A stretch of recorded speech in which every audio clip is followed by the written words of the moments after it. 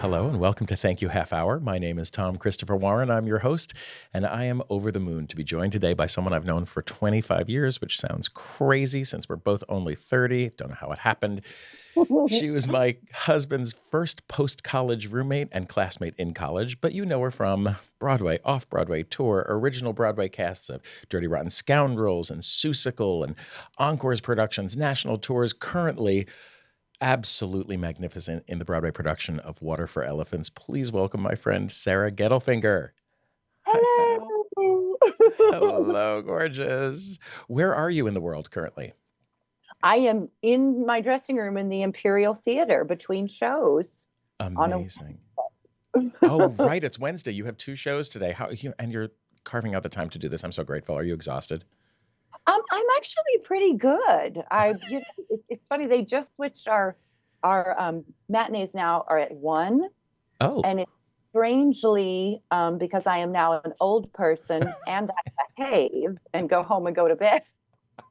I start my days earlier and go to bed later, so it's put a little bit of spring in my step. honey, if you're old, I'm Methuselah, so I get it. I absolutely get it. These 8 o'clock shows are for the birds, but I love me a 7 o'clock curtain. There you go. How are you? You are absolutely stunning in the show. The show is just beautiful. Everything about it, the cast, the score, the design, the direction. It's just, if you are a fan of the novel or the movie, see this show because it really is remarkable telling of the narrative. It's just beautiful. Are you having fun? It's been one of the greatest gifts of my life for many reasons, but Yeah.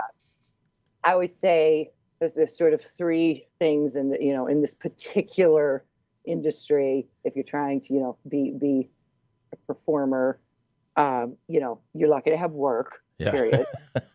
Alone to be on the Broadway, but if you not only love what you get to do in it, but also really the third element being believe in the piece as a whole and love the human beings that you're with and that are running the ship separate from anything having to do with your contribution, that's literally as good as it gets. And I definitely have that in spades with this project. So That doesn't always happen. Like, no. we get two of the three, but being proud of the piece, Yeah. it's gold.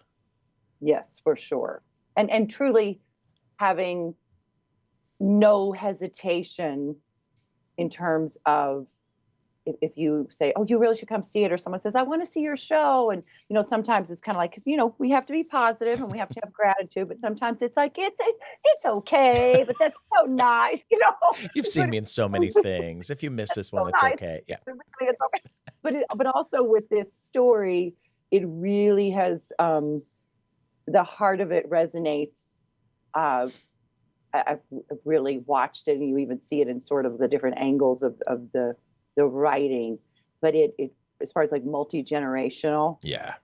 really is something that has a lot of different things for a lot of different people, depending on where they are in life and what aspect of life, and even the young ones. If it's just it's like I love the circ, I love the puppets, I Sure. love it's and that's really cool too because it's kind of like when you have people that are like, can I bring so and so, and it's like, yes, You bring them. can. Like, And at a certain point, and I'm a man of a certain number of years, and sitting in that audience and just sobbing through the play, watching it through the lens of the older characters it's really deeply, deeply moving.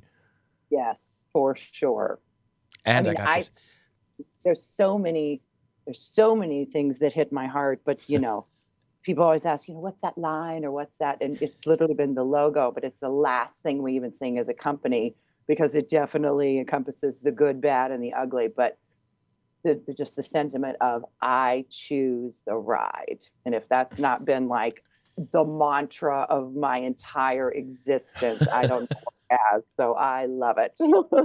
I mean, I remember seeing you. I think so. I confess to maybe going online and Googling a little bit today in preparation for this, and read on your Wikipedia page that was company in Nyack truly your first, professional job? Yes. Bonkers, because I saw that. Oh my gosh. What? That was your first with Donna McKechnie, Norm Lewis. Donna McKechnie, Norm Lewis, Joel Blum, Right. Devin Kirby Ward, Alex Corey What? was Suzanne Fletcher, and Elaine Stritch came out and like hung out. And so I was literally like, I didn't have my equity card. I was not equity. So on top of it, I drove the van.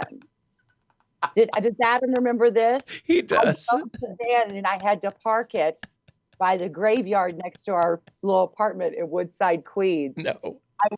So I could make 50 extra bucks a week. Sure. And I was like, the dream has happened. You know, and in a lot of ways it did. It's like, you talk about like not exactly a group of slouches to Hard. start. Was Donna McKechnie in the van? Yes. Stop it. And my father, it was so funny. He was like, I didn't tell him that I volunteered to be the van driver. He was like, excuse me? You know, he's like, I just, not that I would ever think, young enthusiast, fresh out of school, Rex van with Broadway treasure. Sure. But it all went fine. It was fine. Oh, it was such a gorgeous production. Norm was so stunning in that role. And honestly, for me, until seeing the gender swapped recent revival, which blew my mind, Norm was kind of my benchmark Bobby. He was the one that I based all other Bobbies on when I would see the show. And I never, of the Sondheim catalog, it's not always been my favorite narrative, I guess. But your production and this revival just blew my mind. And then we saw you as Fastrada at Paper Mill. Come on, where Adam and I met at Paper Mill. So that had a lot of personal joy for the two of us. And then where was Fosse in your post-graduation? It was quick. So I was finishing company and I got Fosse. And that's when that gave me my equity card.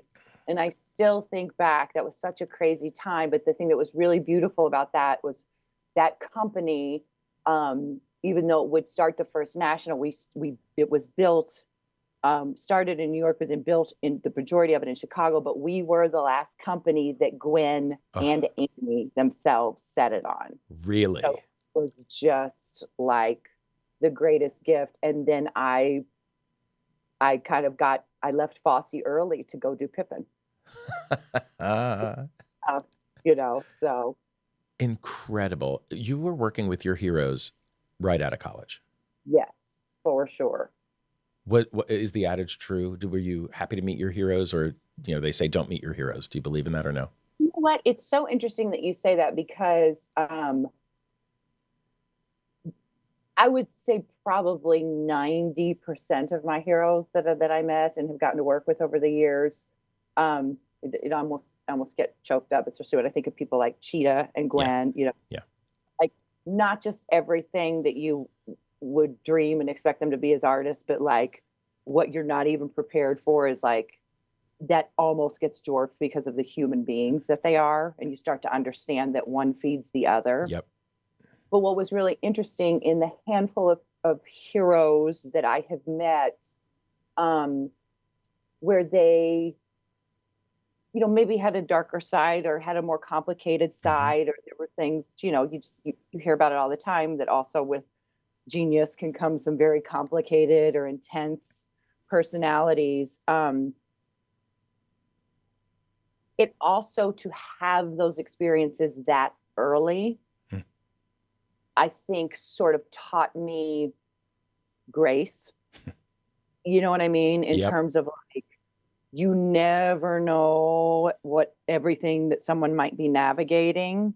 And sometimes and it doesn't make them any less brilliant. Right. It doesn't make them any less brilliant. But you just sort of, then as you progress as an artist and a human, talk about that later, because we don't always put that in the right order. I didn't just now, right? But also then as you encounter other people in your career, you just sort of, remember that in all ways, we are really 360 creatures. and there's a lot of things going on, and there can be space for everything. But that was definitely a learning curve. I won't name the person, but it's very interesting because even in my time at school, it's so funny. There were a couple of things that happened at school where, because it was so great, they would always have these master classes and guest Yeah. artists. Like, I remember one time in particular where this person came in that I was just so worshiped them and worshiped their work. And, I went up to coach a song, and like, this person not only basically said, what I was doing was terrible Mm. based on my appearance, basically, in their opinion, summed me up as like someone who just cares about what I look like on the outside. Mm. And you actually have to have some depth to be an actor. And like, I would look at doing something else. Wow. I mean, and it was, it was intense on a level that you could tell that like it wasn't anything I had done. Right, And right. beautifully coordinated outfit from the Express. But it was very interesting because it wasn't until later that I realized, like, I kind of had made a different peace with that person of Sure. like, people are always doing the best they can. And the thing is, do I still revere that person for the artist they are? Yeah. Absolutely. Will I, think of them as my first thought of who is a beacon of light as an educator? No. Maybe not. That's okay. I still, and I kind of like, you don't know what people are dealing with. But it was very interesting to get that when you're doing it professionally and really encountering, some of your biggest heroes and stuff. So Yeah. That was one of the biggest eye openers for me going into academia, was seeing the amount of reckless teaching, and not necessarily intentionally reckless, but reckless nonetheless. It doesn't invalidate the fact that it is thoughtless or careless or hurtful in some regard. And it's kind of everywhere.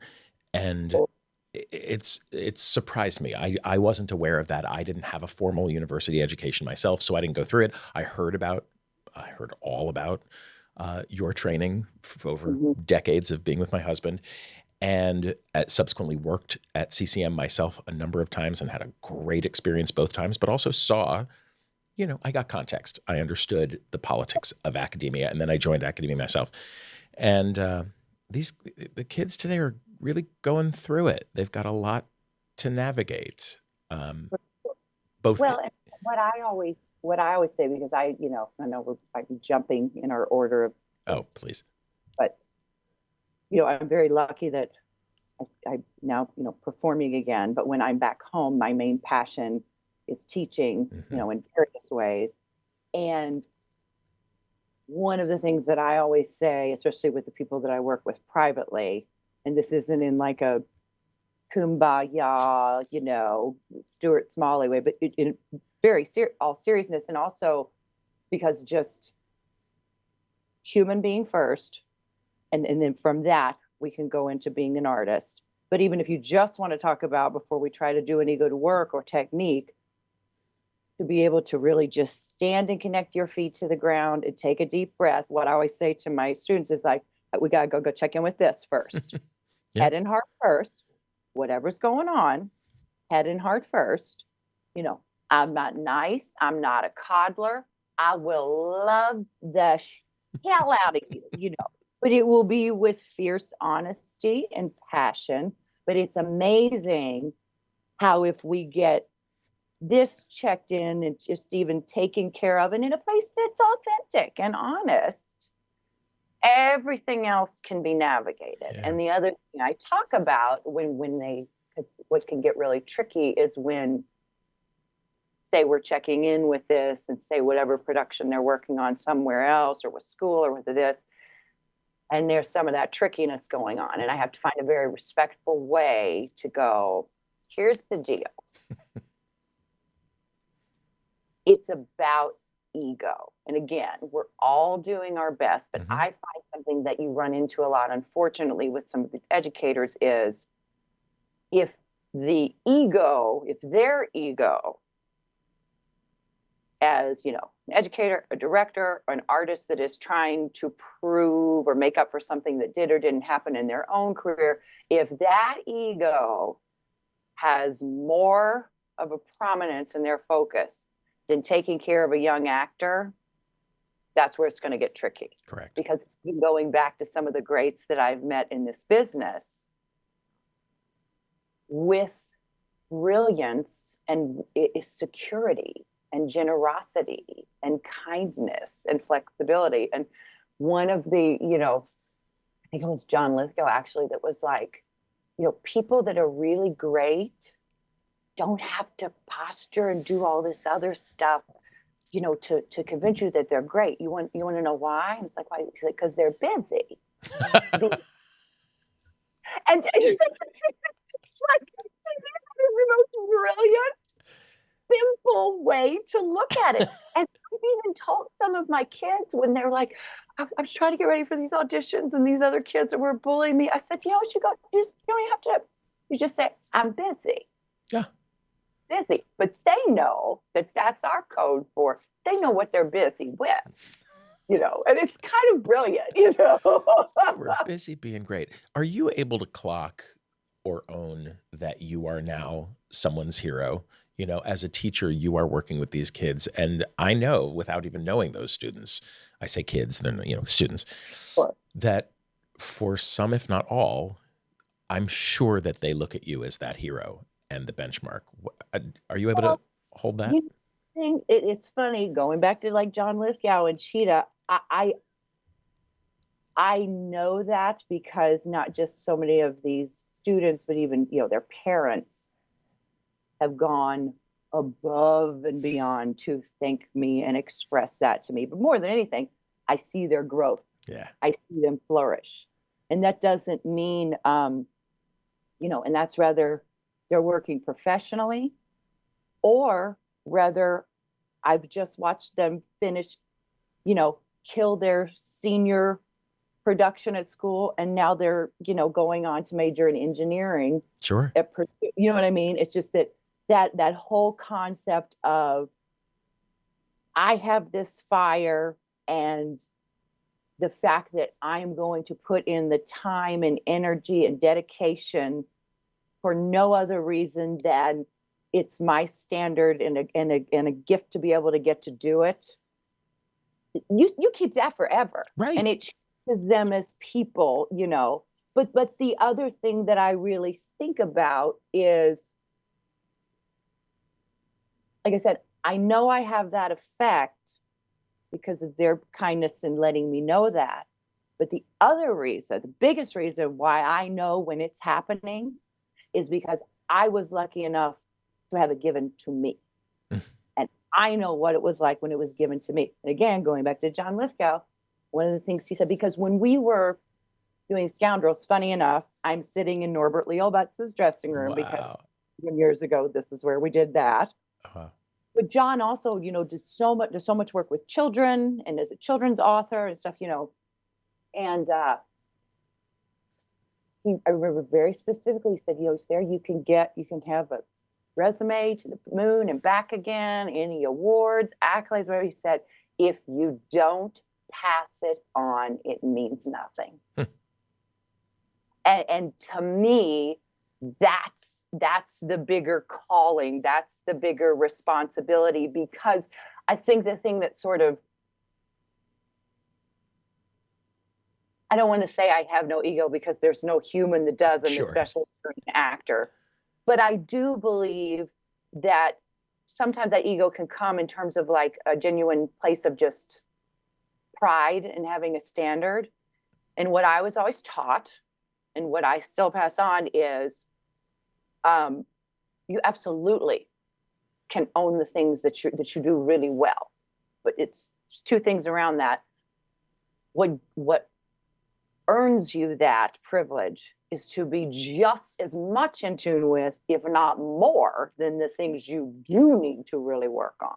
Yeah. And the other thing, funny enough, this is from Nathan Lane, even when you're really great at it, he said, the day you wake up and don't have anything else to learn or improve on, that's the day you should hang it up.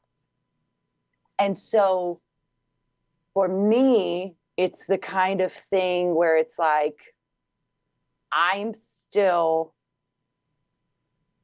paying my debt to what was given to me by passing it on. And when these people come and say, oh my gosh, you're just so brilliant, you're so this, you're so this. And it's like, yes, I know, but I didn't invent it. I'm just telling you, you know what I mean? It's like, you know what I mean? I can say thank you, and I really enjoy it. And I think I have a gift for how I deliver it. Yeah. But there's no real brilliance that I'm, you know what I mean? It's like, I didn't make this up. It's been working for a very long time. People, I'm just telling you what was given to me. You know what I mean? So that's also a really cool way to where, you know, it's not like, well, you know, I was looking at the moon last night. It just came to me. It's like, you know, and people gave it to them. And it's really cool because, again, I think that even if people don't realize it, that's the ego I'm talking about, where you just take it out of there. And it's like, I got no dog in this fight other than to make you better because somebody did it for me. You know what I mean? You know, I say to my students all the time, if we can all just sort of get on the same page and own the fact that I want nothing but your best interest. I'm going to piss you off. You may piss me off. We'll have an adult conversation about it. But if we always go back to the root of it's all for your best interest. I promise you, I have no ego in this other than I want to see you be great, whatever great means, you know, your best you. That's exciting for me and for all of the best teachers I know. That's where the real payoff is for us. It's not in the salary of a teacher. Well, and especially, you know, and granted, everybody's experience is different. And trust me, they're some of the most brilliant teachers I ever had, and I still see, you know, didn't necessarily have a chapter of their lives where they were performing, but we all come from, you know, different experiences. Yeah. But the other thing I love as far as like someone like you and myself, and you like continuously, like not just like doing it, but doing it at a level and with, you know, that it's like you get to a point where sometimes, and it's funny when you have like possibly other adults or people in charge that might try to push back. And it's like that thing of like, my love, you do understand that my whole dedication to this piece or this, I'm not trying to get discovered. Like, you know what I mean? Yep. I've done that. I'm truly only here to help these kids. You know? Like, so. But it's very funny, you know. It really is. So why is it important to you to pass this along to this next generation? Because you could very easily just stay a working Broadway gal. I think, you know, I don't know anything about anything, but it seems to me that Sarah Gettlefinger is at a point where if you wanted to stay on Broadway and just stay there, you would. You've got a family back home, gorgeous family, and you're teaching. Why is that equally important to you? Well, I think I've always loved kids. I've always loved teaching. But I will be honest, you know, part of my story, you know, in terms of like Water for Elephants is like, you know, kind of as one of my dear friends said, it's like she rolled back the rock. The dead. But I kind of did. So, you know, and anybody can watch my, you know, Broadway.com interview with Paul if they want to know more. But, you know, I was basically gone for about 10 years. And when I left, it wasn't because things were going well. I very much was brought to my knees with drugs and alcohol. And there were many chapters of my journey and recovery. But it was very interesting because I remember, separate from needing to just get well, I remember just having this panic of, even though I felt like I had kind of squandered it, I had no concept of what am I going to do with the rest of my life in terms of a vocation or making a living when even though it was work, it never felt like work. Yeah. And it was very interesting because I think part of the reason why I sort of crashed and burned, even being what anyone would look at on paper and say was successful, Yeah. um, was it was just chasing that next job. And it was sort of like my self-worth was just that of my resume. And it's interesting because even though, I had always been very lucky to have like loving, supportive parents, brothers, sisters-in-law, nieces and nephews. And while it was very important to me to, be a good daughter, a good sister, a good, and I was kind of living this double life, but I sort of realized in my recovery that like being a good something to someone else is not the same as having true self-worth and self-love, regardless of what I do for a living. Right. And that was something I had just never grappled with. And it was funny because once I sort of came out of several years of dark and figuring out different things, the first thing I started doing with teaching was I actually went into working at preschools. And one of the, like, all I can say is that was the first time, whether it was like helping a little one, get a ball through a little basketball hoop or tying their shoes, or, it was so profound because, of course I was very creative and lots of arts-based things. And I actually ended up spending several years doing stuff on a pretty broad level of not even so much trying to make it performing arts, but how can we use arts and music for things like gross motor and right. of language and letters and numbers. But so early on, just because of these little bugs, like their love and just these tiny but massively important steps of growth in their day to day, I started realizing, oh my God, I was chasing these different things for so long. And yet, when I lay my head on the pillow at night, I know I made a difference today. And it like completely changed everything. And one of my favorite stories I tell about just how these little ones work, but also just sort of more profoundness of it. So they had, with these curriculums, they have Seuss Week every week. And what I would always do is I would start at the beginning of the week and we'd go through each of the books, but I'd play them a little piece of Seussical as we so they're just listening to it, Wouldn't show many pictures other than just the storybooks and let them use their imaginations. Never in any classroom that I did this, did they not ask for Horton the rest of the year. Sure. They want to hear the Horton song, they just fell in love with it. But I remember, because what I would do is on like the last day, I'd say, I have a little surprise for you, after they've been listening to it and they know it and they could sing along with it.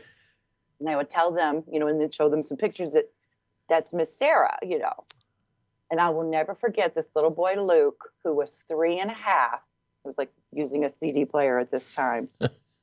And, I was like, that's Sarah. And this little boy has this reaction like, I'm standing next to the CD player and he's like, really? That is amazing. I mean, very much like an adult or an older person might be like, on that original cast album, this child says, really?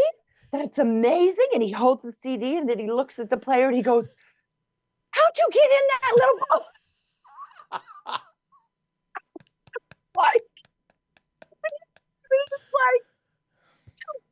You know what I mean? And it's still like, that's what it's about, And it was interesting because I did that for several years. And I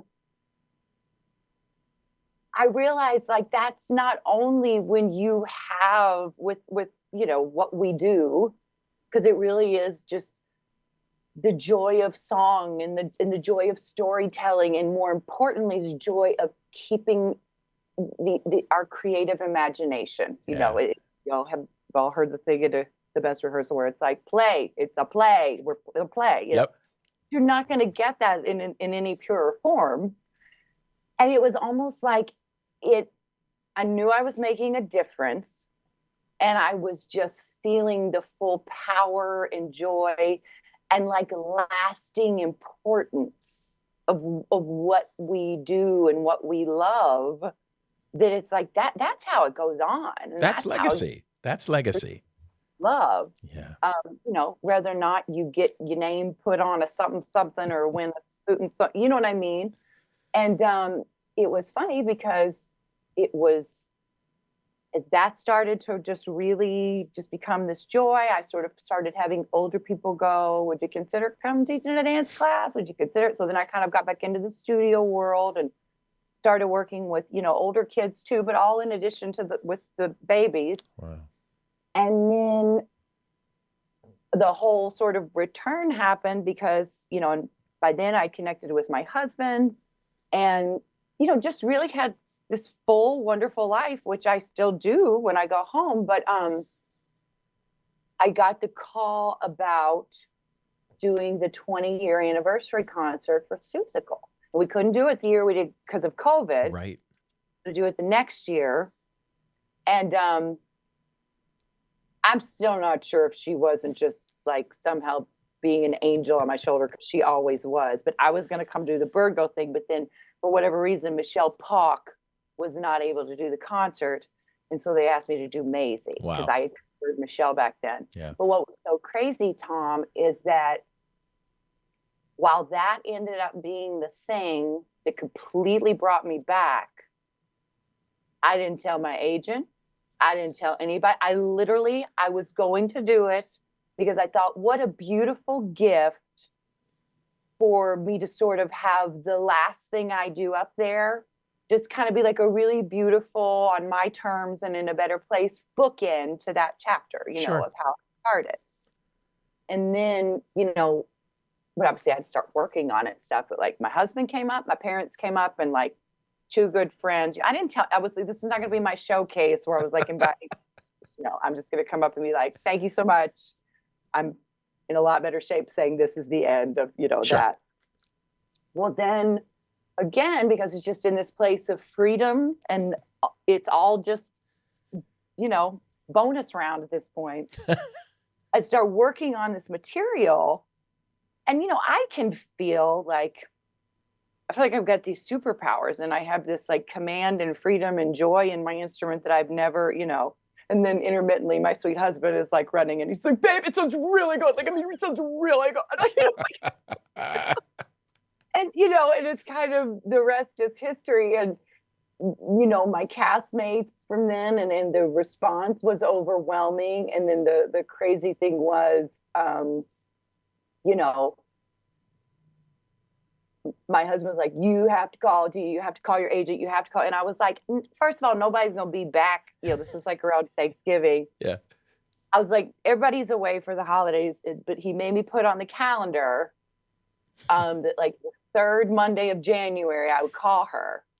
She emails me the Friday before that. And it's like, you need to call me. And she's like, did you do a Seussical concert? Because I just got back and I've got like 12 messages about, So that's how that happened. But then what was so great, getting back to the original of why it's important, even in coming back, I teach 10 to 12 hours virtually. Wow. And all of my students from my home studio back home, my commitment to them and their families was, I'm going to do this, but then I will come back. And if other things that are good for me to do for this part of who I am as an artist, I will go do, but I'm still your teacher. I'm still your mentor. I'm still here. And the only thing this means is I'm going to share all of this with you. And, so for me, that was the big thing. And it's still, one continues to feed the other. Right. The fact that I get to do this as a performing actor is wonderful. Am I better at this particular job than I've ever been in my life? Yes. And I believe It's because it's not the only thing that I'm good at or deeply believe in and am committed to. You know, I believe in these kids trying to do it. I believe in the fact that, you know, there's going to be chapters where I'm doing it on stage. There's going to be chapters when I'm doing it where I'm just helping others. And all of that is necessary for me to remember what it's really about and what the real privilege is. Yeah. So it's selfishly, do I stay committed to teaching because, you know, I mean, in terms of like, I should say that in the opposite way. In terms of my dedication to these students and my families and my love for it, yes. And I do believe that's the only way that we keep these principles going, and we keep these, you know, legacies and techniques and the approach, you know, because it's very different now. Absolutely. Very different now. Especially as the shepherds of those techniques die, you know, as they move on, we become the shepherds. It's like keeping that torch being passed, but also it keeps me healthy, it keeps me grateful, it keeps me grounded, and it keeps me, you know, just in a better, like I said, I am a 360 human, and there's not only many parts of who I am, but they are equally worthy and important. And, you know, and the best thing I can do for any person trying to learn from me is to walk what I'm talking, you know. Yeah. And so it really does kind of, you know, feed everything. And, you know, I stay out of trouble. Listen, we are all pushing a rock up a hill, and staying out of trouble is that rock for all of us. I just adore you. I'm going to let you get back to your second show. I know you're between shows and you've sacrificed a half hour to spend time with us, and I'm so grateful. You look fabulous. That interview with Paul Wondrich is remarkable. It is filled with grace and humor and intellect and empathy. I watched it rather than reading it, and I cried through it. Adam cried through it. It's just such a testament to humanity and pushing that rock up the hill and coming out the other side with some sort of lesson and stronger for it. And you're my hero. So thank you. And this is, I can't thank you enough for having me do this. And I love you, love you, love you. And I love what you're doing. Thanks. In addition to your own brilliance performing as an actor. And, you know, that's how we win and keep it going, you know. It is. We got to win, right? I love you. Have a wonderful show tonight. Thank you again for your time, and I hope I talk to you again very soon. Love you. Thank you. Bye. Bye. Thank you, half hour.